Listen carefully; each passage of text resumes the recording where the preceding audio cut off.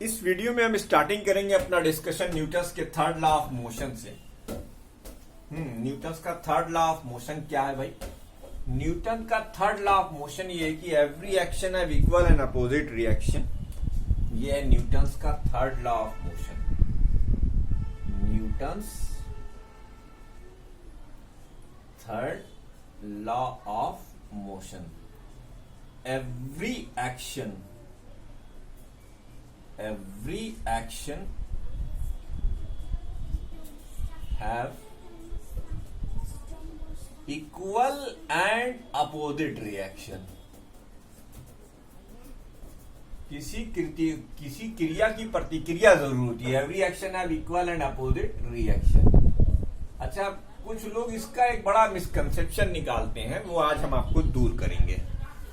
कहीं एक दोस्त ने दूसरे दोस्त को एक थप्पड़ मारा तो कहीं अब न्यूटन का क्रिया प्रतिक्रिया का नियम लगेगा। जी नहीं, न्यूटन के क्रिया प्रतिक्रिया यानी एक्शन रिएक्शन का ये इक्वेशन इंस्टेंटेनियस होता है। और दूसरी रात की बात बताऊं, अगर आपने 9th क्लास के टीचर ने आपसे बताया हो कि हम एक्शन लगाते हैं तो बॉडी में रिएक्शन होता है, तो जान लीजिए वो गलत है।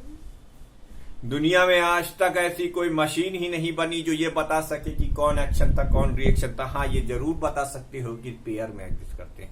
इसीलिए इस लॉ को एक दूसरे फॉर्म में लिखना बहुत जरूरी है। Every action have equal and opposite reaction और the forces always exist in pair. लीजिए साहब, the forces always exist in pair. Forces हमेशा पेयर में एग्जिस्ट करते हैं।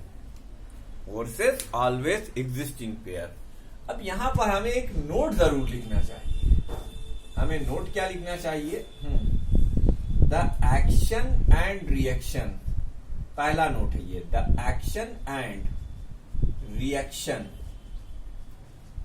Act on two different bodies. एक तो हमें ये नोट कर लेना चाहिए, ये दो डिफरेंट बॉडीज पर ही एक्ट करेंगे बाबू। दूसरा पॉइंट हमें क्या लिखना चाहिए? हमें ये लिख लेना चाहिए कि which is action and which is reaction we exactly don't know. Which is action and which is reaction, which is action and which is reaction we exactly don't no.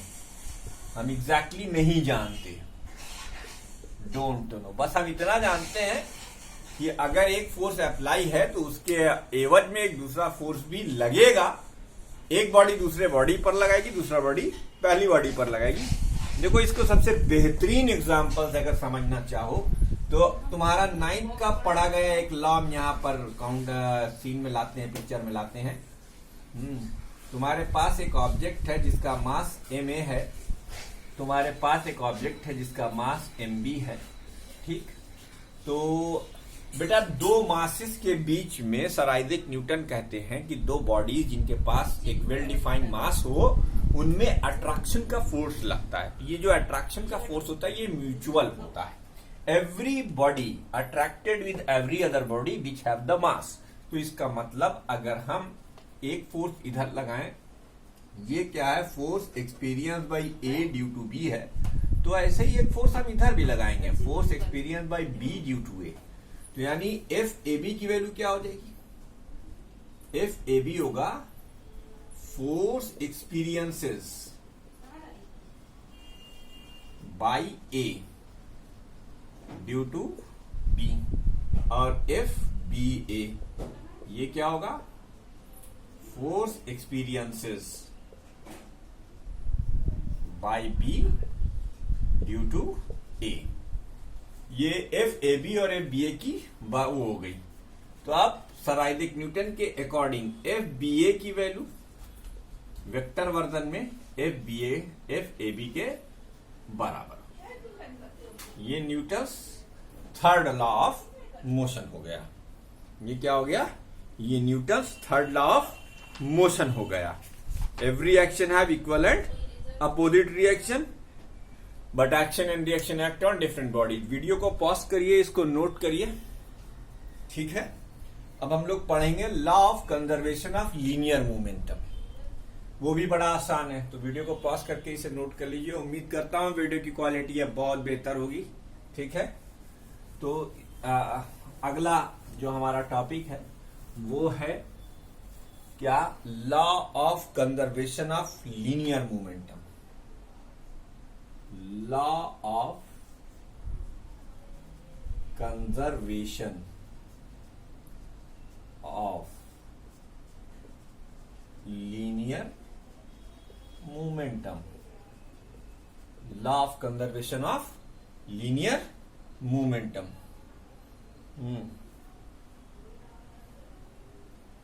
Consider two objects of masses m1 and m2। दो masses हैं, जो object है जिनके masses m2 हैं। Forming a system, forming an isolated system. Isolated system का मतलब वहां और कोई तीसरा मास हम कंसीडर नहीं करेंगे। Forming an isolated system. Let P1 and P2 are the momentum of, let P1 and P2 are the momentum of the mass of the objects। P1 और P2 क्या है बेटा?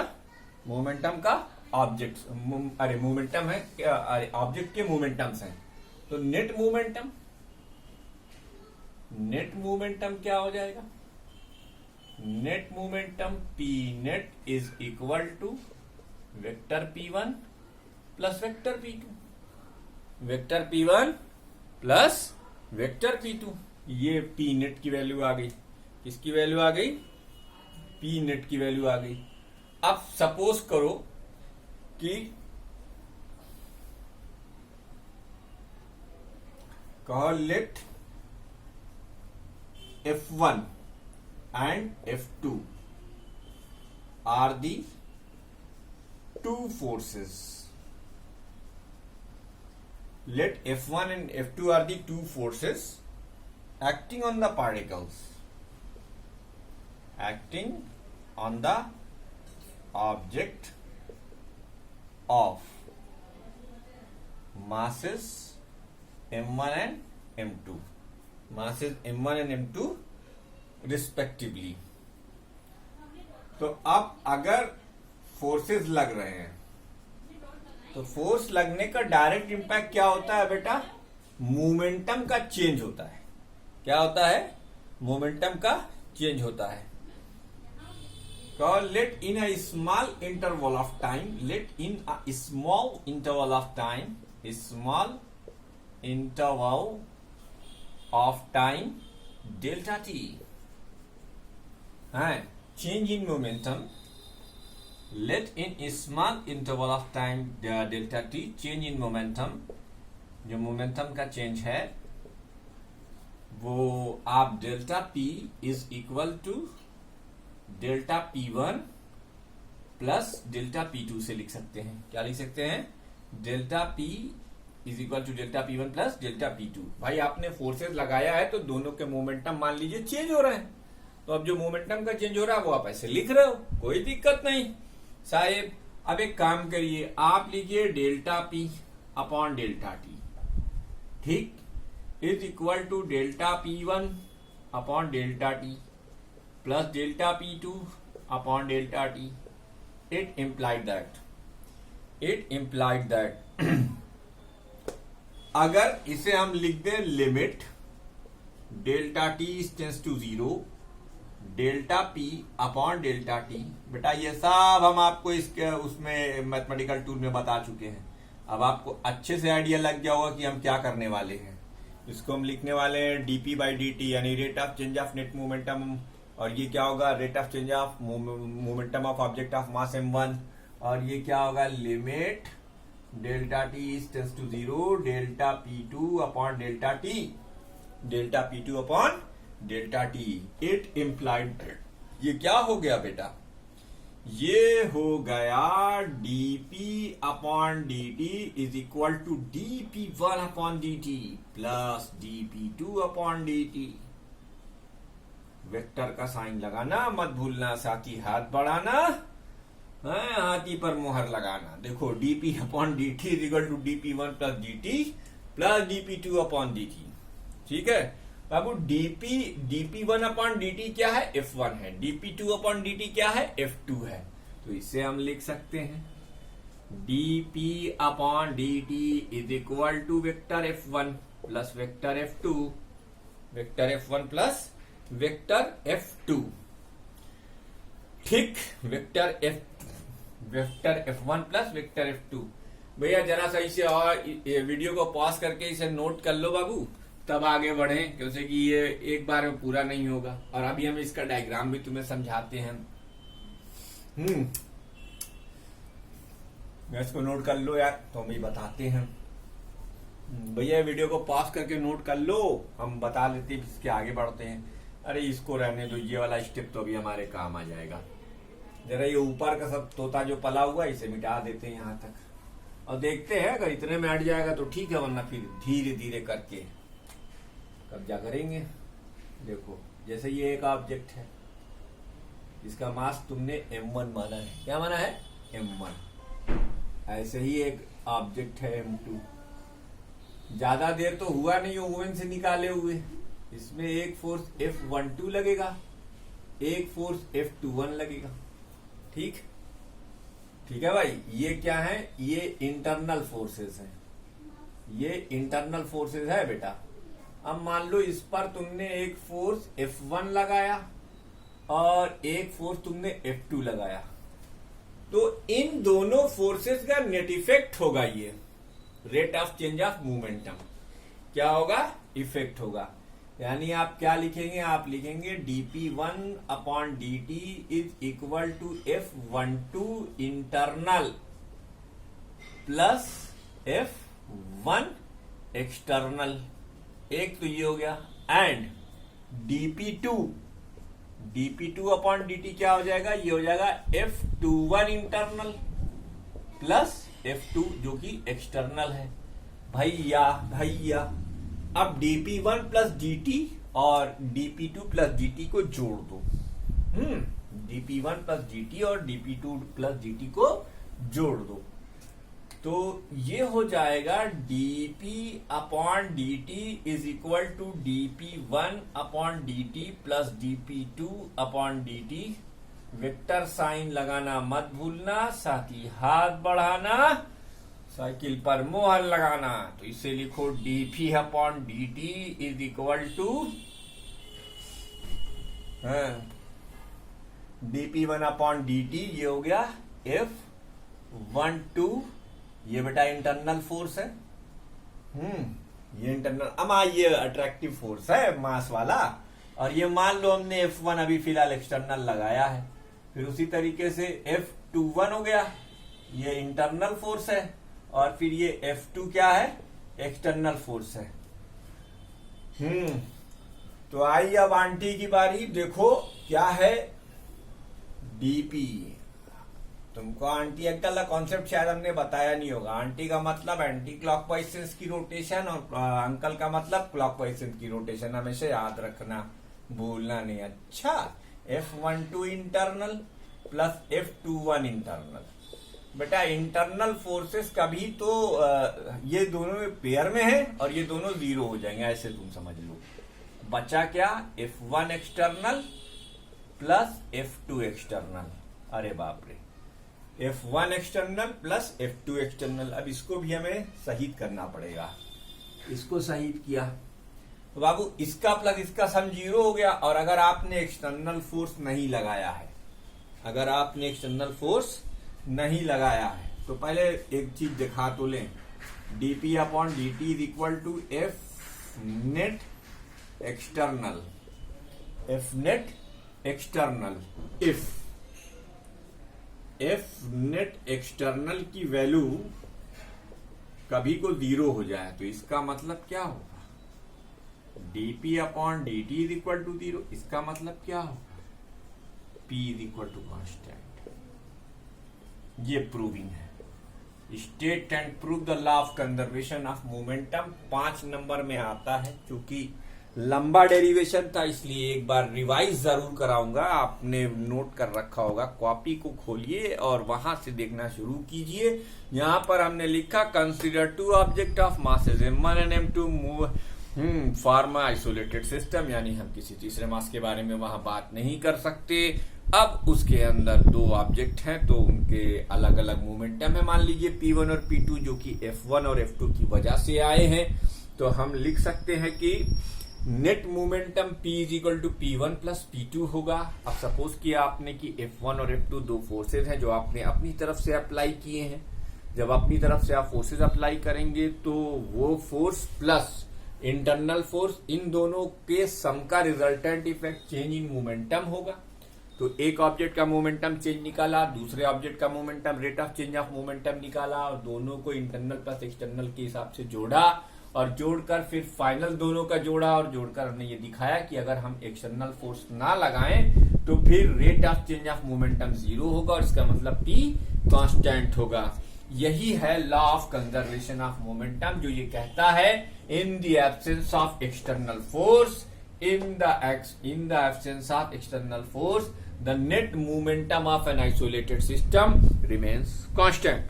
क्या कहता है, in the absence of external force, the net momentum of an isolated system remains constant। ये कहता है भाई आपसे in the absence of external force, in the absence of external force, net momentum of an isolated system remains constant। ठीक, in the absence of external force, net momentum of an isolated system remains constant। ठीक, अब इसका एक बड़ा फायदा है, ये numerical में बहुत इस्तेमाल होता है। ठीक है, जैसे इसमें हम आपको एक चीज बताएं, रिकॉइल ऑफ गन। इसमें तुम यार एक इंपॉर्टेंट है, इसको पढ़ लो, recoil of gun.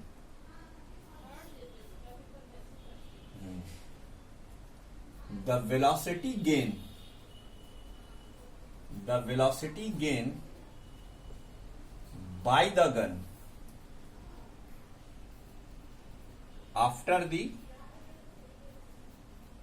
shot of bullet is known as recoil velocity. ठीक, देखो मान लो तुम्हारे पास एक तमंचा है। ठीक है भैया, क्या है, तमंचा। ये हम अपनी तरफ से समझा रहे हैं, हालांकि तुम्हारी किताब में ऐसे चित्र नहीं बना हुआ है। ये तमंचा है, यहां एक बुलेट है। जब तुम बुलेट को इस डायरेक्शन में फायर करते हो, मान लो ये वेलोसिटी ऑफ बुलेट है, ये मास ऑफ बुलेट है, तो गन जो है इस डायरेक्शन में आएगी। क्योंकि कि गन प्लस बुलेट एक सिस्टम है। उस सिस्टम में अगर बुलेट इस डायरेक्शन में जाएगी तो गन जो है इस डायरेक्शन में आएगी और ये इसको हम बीजी कहेंगे। अगर मास ऑफ दी गन हम mg माने तो चूंकि मास और बुलेट का एक आइसोलेटेड सिस्टम है, इसमें हमारा कोई लेना देना नहीं है भाई। जब आप माउजर का ट्रिगर चढ़ाओगे तो आपने उसे एनर्जी दे दी। ठीक, अब एनर्जी स्टोर्ड हो गई। अब जब आप ट्रिगर दबाओगे तो वही एनर्जी रिलीज हो जाएगी। तो तुम्हारा तो कोई करना है नहीं। तो इसमें बुलेट और मास, इसको अगर सिस्टम मान लिया जाए तो हम लिख क्या सकते हैं, P bullet plus P gun, vectorial sign के साथ लिखिए, इज इक्वल टू 0। ये है सीन असल में। तो मास ऑफ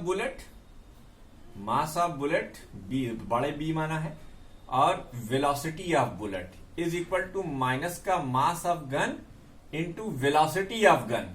तो जो वेलोसिटी ऑफ गन है उसे हम ऐसे लिख सकते हैं, मास of bullet upon mass of gun into velocity of bullet. आप इससे कैलकुलेट कर सकते हैं।